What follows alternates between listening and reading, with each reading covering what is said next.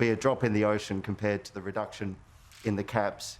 And secondly, do you regret the looseness of your language on Monday night about AstraZeneca access for under 40s? Well, on the first point, no, I don't think it'll be a drop in the ocean. As I indicated before, we have had a dip in demand on the facilitated commercial flights, so there's already additional capacity on the flights we have planned. And we also have additional capacity, spare capacity at Howard Springs, which has a capacity of 2,000. And so that gives us, I think, quite an opportunity to ramp that up in the weeks ahead. So it obviously can't fully ameliorate the impact of the reduction of 50%, particularly out of Sydney. And I just want to thank the New South Wales government.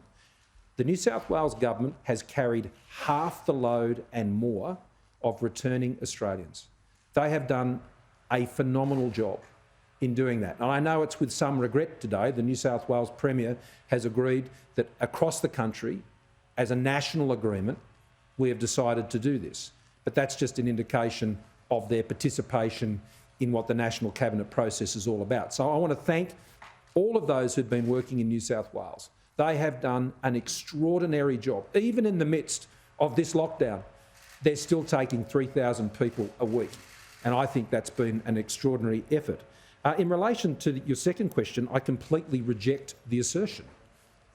All I said on Monday was reflected equally in what the co-chair of ATAGI has said, and that as ATAGI advice remains that there is a preferential recommendation for Pfizer for those under the age of 60.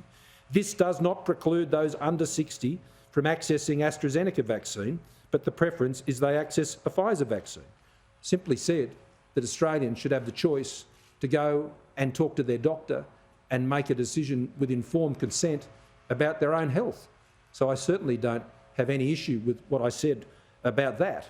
And it was completely consistent with the medical advice. I note that some 120,000 Australians under the age of 40 have had the AstraZeneca vaccine. The TGA has approved the use of the AstraZeneca vaccine for those aged 18 and above. Everything I have said on this is completely consistent with the medical advice that is there. People should talk to their doctor. That's what I'm urging them to do. And on Monday, what I announced was that the federal government, I never indicated that it was a national cabinet decision.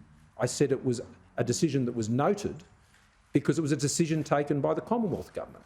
And that was to extend the MBS item to enable doctors to talk to their patients. That's what we did, and we provided the public indemnity to support them to do that as well. So I hope that clears up the record.